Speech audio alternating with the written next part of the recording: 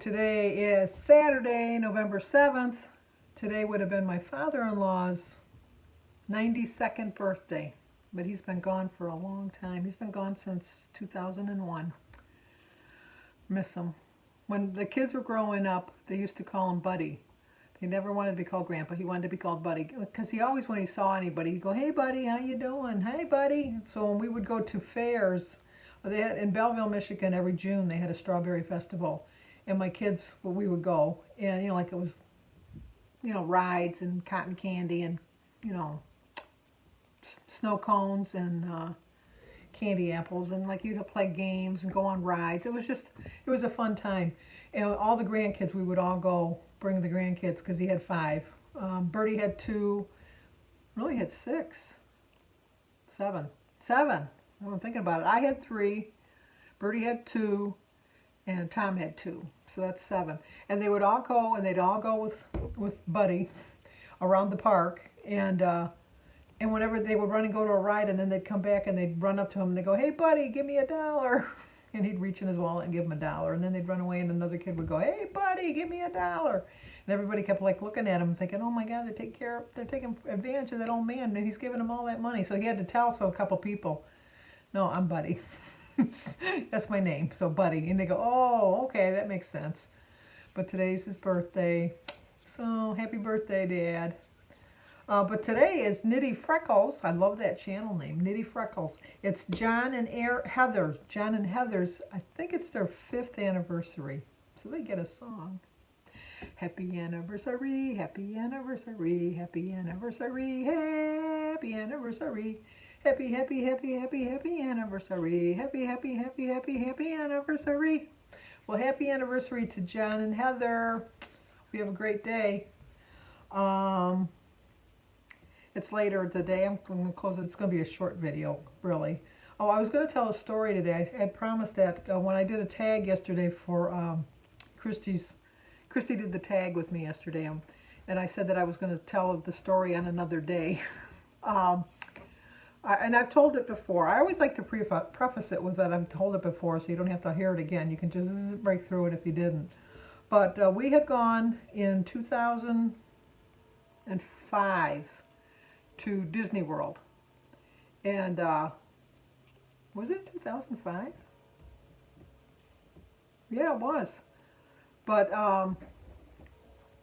it was 2005. It might have been 2006 now that I'm thinking about it. It was 2000, not that it makes a difference to the story, but just like in my memory, I wanted to get it right. But when Jim's mother had passed, she had left us some money. She was better at money than I am. My kids aren't getting money. I told you that. I've been telling you that. They'll get what's left. That's what they're going to get, what's left. But Jim's mother was very good with money, so we got money. And then Bertie and I had got together, because Tom didn't want to do it. And we decided we were going to take both of our families to Disney World, all expenses. And so we did the Land and Cruise Disney tour. No, I take that back. Now, I'm getting my Disney World stories mixed up. That's for another day, that story, because there's a story for that one too. This was before 9/11, so it had to have been, trying to think, like 2000. It was before 9/11, because we didn't have to go through security at the airport. So yeah, it was before. I think it was like either 99 or 2000 that we went. And we went down to Florida the day after Christmas for a week. We just did Disney World. That was all we did, was Disney World. And we didn't bring a lot of clothes, because like colder clothes, because we had our coat that we wore down there, but then we only brought summer clothes, and it was like a cooler. They were having a cooling spell, and it rained a lot. We went into this one place, and we thought they were handing out raincoats. They were really nice raincoats. And they had a rack of them, and everybody was grabbing them. And so it was just my family, my own immediate family. And then like Christy brought Aaron, Jimmy brought Cindy and David, and Danny brought his first wife, Shannon. Oh, I think they were just dating at the time, but they might have been married. I'm not really sure. But and we had gone and we got these really nice raincoats. And we tried them on. We got them to fit. And then we walked out of the store and walked around the park. And it wasn't until later that we found out we were supposed to pay for them. They weren't giving them away. They were selling them, but we didn't know. But they were really nice raincoats. Anyway, I felt bad that I took it, but it's just the way they had it. They were handing them out. It just seemed like it was just, because Disney is such a friendly place. We just assumed that they were just giving us a raincoat because it was raining so bad. But, and then that night it got really cold. And they told it was a warning to bring your pets in because they might freeze, and it was dropping down to like 45 degrees. And they bring your animals in, which I know they're not used to the colder weather, but I just found it funny. Because at the time we did have a dog, and it would be, and then, not that we left it out all the time, but I mean, we would put it out. And Riley, his name was Riley, he loved being out playing in the snow. We had a hard time bringing him in. And it would be like below zero, and he'd be out there running around in the snow. He loved it so much, and I'm thinking, he probably would have sweltered in Florida. But we had our fun. We did everything, and then they were having like the reason it was so cold down in the south was because of the weather pattern, and there was so much snow that they were closing airports up north. And so we had we had called before we left the hotel because we were going to stay another night if the airports were going to be closed. So we called the airport and checked our flights, and they go, no, they're still scheduled to go. And we were supposed to leave like in 3 hours. They're fine, you'll be fine, nothing's going to happen within the 3 hours. Okay, fine. We get to the airport, it was like a madhouse. There was so many people there that the line for the ticket counter to check in was out the door. We were in line to get up to the ticket counter probably an hour and a half, if not almost 2 hours, just waiting to get in the door to the ticket counter to check our luggage and stuff like that. So we got up to finally got to the counter, and as we're going, we're watching, and we could see them cancel, but ours was still open. Detroit was still open. I thought, oh, that's good. And just before we got up there, ting, canceled. It was like planes, trains, and automobiles when everything went all canceled. So we get up to the window, and the guy, like, he looked so frazzled. He just, I felt so bad for him. And I said to him, I realize that that they're closing everything. I realize that. But there's 9 of us, and we really want to travel together. We want to get tickets together. Is there any way you can do it? If not, let me know, because we'll try to just stay another night in Florida. And he says, well, I don't think you're going to get a room because they're all booked. And so I said, well, could you check? And then while he was checking, Jim was calling the hotel to see if our room was still available. Of course it wasn't. And they didn't have any rooms. So I told the guy, I said, I feel really bad, but, I guess we're going to have to fly on, because they were flying people into Atlanta. And then when you got in Atlanta, then you were going to wait. They were hoping that by the next day that the flights would be open, that the snow would be cleared. And so I said, okay. So the lady next to me, oh my gosh, she acted like it was that ticket teller or that clerk's fault that all the airports were closed. She was so abusive to this man. I felt so bad for the guy, because like he was trying to be so accommodating to her, but there was nothing he could do. And the one we were getting, I was being nice to the guy because he didn't control the weather. It wasn't his fault. It's not his fault the airline's not flying. And so he was going everything in that. And he says, I have 2 options. Do you have 4 fast runners in your family? And I go, 4 fast runners? Well, we're not going to run to Atlanta. And so he said, no, I can book 4 of you on a flight right now that's going to be leaving in about 20 minutes. But they have to run like the dickens to get to the gate. And they can't bring their luggage. I'll check it and I'll put it on your flight. And then when you get into Atlanta, they'll meet up with you there. And so I said, okay. So we picked Jimmy, Danny, Aaron, and Jim were the 4 we picked. And so they took off like a shot running to the airport. They had their tickets and everything like that. So then he says, okay, now let me work on your flight. And I said, okay. So it was for the other 5 of us. And so he was working on our flight, and he checked our luggage and that. And so he gave me some ticket things, and he said, okay, your flight's going to leave in a half an hour. So you're going to have to leave here real quick and get over there. And when you land, a steward's going to meet you at the gate. And he'll... And I've already told them at the gate that the steward's going to meet your other part of your family at the same time. So they'll meet you too at the same time. So I said, oh, that's great. So we got to the gate, we got into our seats, we flew into Atlanta. Sure enough, there was a ticket clerk there, or, you know, a steward waiting there with the other four of our party. And he gave me a bunch of papers, and he said, well, this is for your dinner tickets, coupons or vouchers that you can go in the airport, anywhere in the airport, and you can have dinner here tonight. These are your tickets for your room. We could only get you 2 rooms. We couldn't get you 3 rooms because, you know, I didn't even ask for any rooms. I think they were going to try to put us in like a double bed, 2 double beds in each room.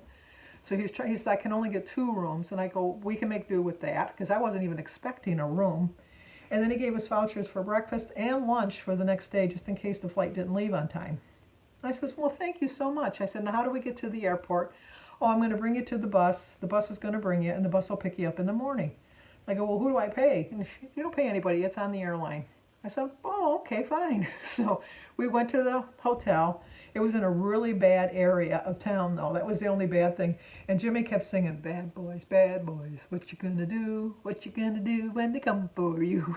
It was just, because it was that bad. It was like, oh my gosh. But the hotel was really nice that we stayed in.